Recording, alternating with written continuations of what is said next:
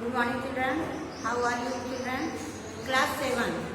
Class 7 आप लोग देखिए पार्ट 2 नादान दोस्त। उसमें हमने आपको पढ़ाया, लिखाया, समझा भी दिया।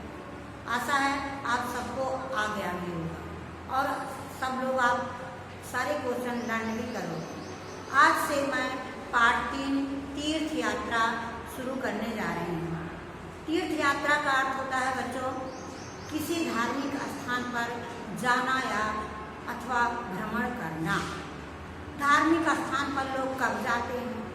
धार्मिक स्थान पर लोग जब कभी किसी का कोई मन्नत होता है, मनौती होती है, किसी संकट में पड़ते हैं तो कहते हैं कि चलो ठीक है। जैसे आप लोग डेली मंदिर नहीं जाते हो, डेली मस्जिद नहीं जाते हो, डेली गिरजाघर में नहीं जाते हो, जाना चाहिए। जब हमारे पर संकट पड़े तब हम भगवान को याद किए तो क्या किए? पहले हमें डेली भगवान को याद करना चाहिए। एक महिला थी लाजवंती, उसी की कहानी लेखक ने प्रस्तुत कहानी तीर्थ यात्रा अत्यंत शिक्षाप्रद कहानी है। कहानीकार श्री सुदर्शन जी हैं। इनकी कहानियाँ हृदय को छू लेने वाली होती है। कहानी में इन्होंने एक लाचार मजबूर महिला लाजवंती का चरित्र चित्रण प्रस्तुत किया है, जो कि हमारे और आपके हृदय को भी छू लेने वाली है।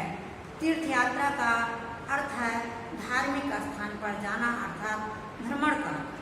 इस कहानी से हमें यह शिक्षा मिलती है कि सच्ची तीर्थ यात्रा सच्चे और निस्वार्थ त्याग में ही है।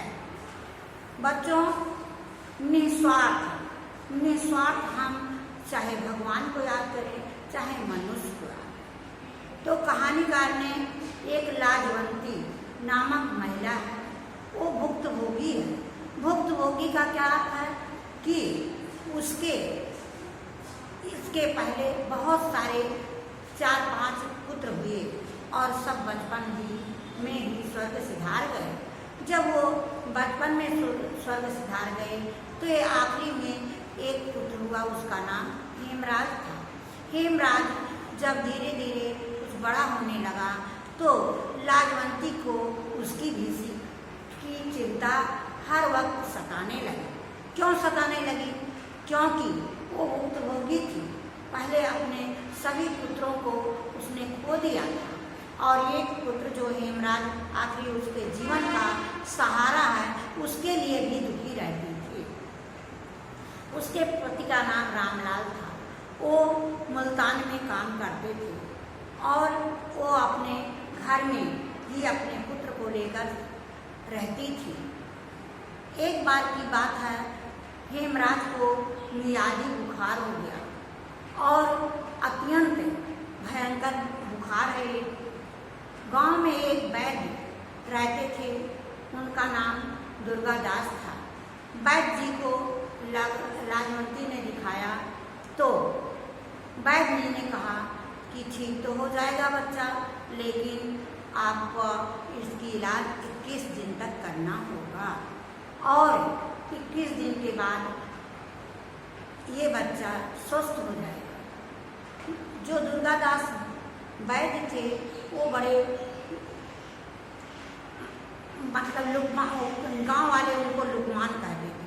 सैकड़ों मरीज उनके पास आते थे और जो अपने हाथ से दवा ले लेते थे तो ठीक हो जाते थे। यह विश्वास करके लाजवंती ने अपने पुत्र को वैद्य जी को दिखाया और मुल्तान में अपने पति के पास खबर भेजाई कि बच्चे की तबीयत खराब है। लाजवंती दुखी अकेले रह करके बच्चे को लेकर बहुत दुखी थी। उसने कहा कि अगर मेरा बच्चा इस बुखार से ठीक हो जाएगा तो मैं तीर्थ यात्रा करूंगी और तीर्थ यात्रा पर जाऊंगी। रामलाल मुल्तान से आए बच्चे को की हालत देखकर वो भी दुखी थे, परंतु ईश्वर की कृपा से धीरे धीरे उनका बच्चा ठीक होने लगा। 21 दिन बीता। लाजवंती का बेटा जब आँख खोला और भूख प्यास का एहसास माँ से मांगा, तब तो लाजवंती के हृदय में, लाजवंती के जान में जान आई और लाजवंती रामलाल अपने पुत्र की तबीयत ठीक होने के लिए भगवान से कामना और प्रार्थना करने लगी। एक दिन लाजवंती अपने घर में ही थी और बगल में उनकी एक पड़ोसन थी। पड़ोसन के 2-3 बेटियां थीं और सब बड़ी हो गई थी, शादी करने लायक हो गई थी और रात में वो अचानक रो रही थी। लड़की की शादी तो उन्होंने तय कर लिया, लेकिन खाने पीने की व्यवस्था हो गई, नाश्ते की व्यवस्था नहीं हो पाई थी। माँ हरो रो रही थी। लाजवंती उठकर जब देखी रात में तो माँ हरो रो रही थी।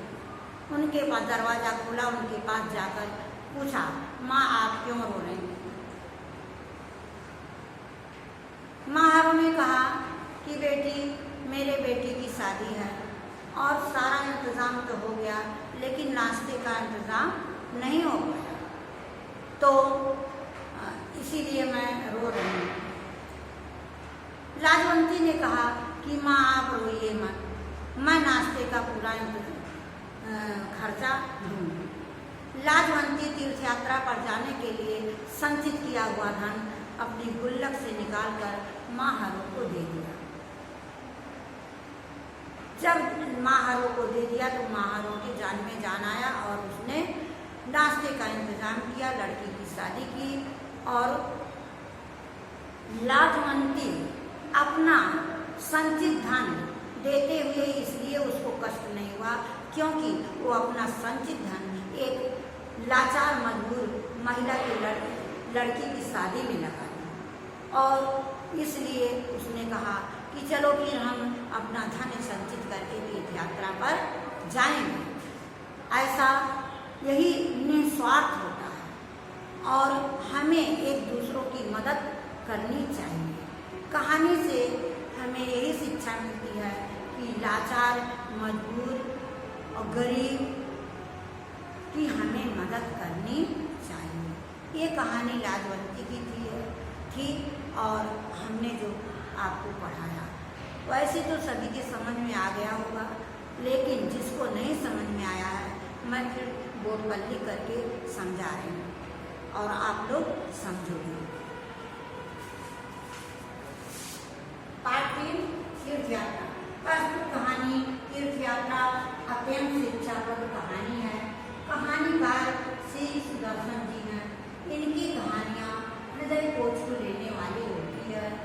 कहानी में इन्होंने एक लाचार मजबूर महिला लाजवंती का चरित्र चित्रण प्रस्तुत किया है जो हमारे और आपके हृदय को भी छू लेने वाली है।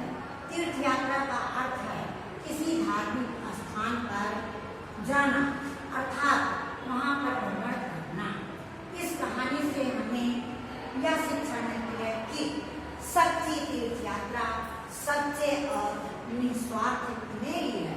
जैसा कि लाजवंती ने सच्चे मन से बिना किसी के कहे हुए निस्वार्थ भाव से अपना संचित किया हुआ धन माँ हरो को दे दिया और अर्थात लड़की की शादी में मदद की। अब आप प्रश्न लिखेंगे। प्रस्तुत पाठ एवं कहानीकार का क्या नाम है?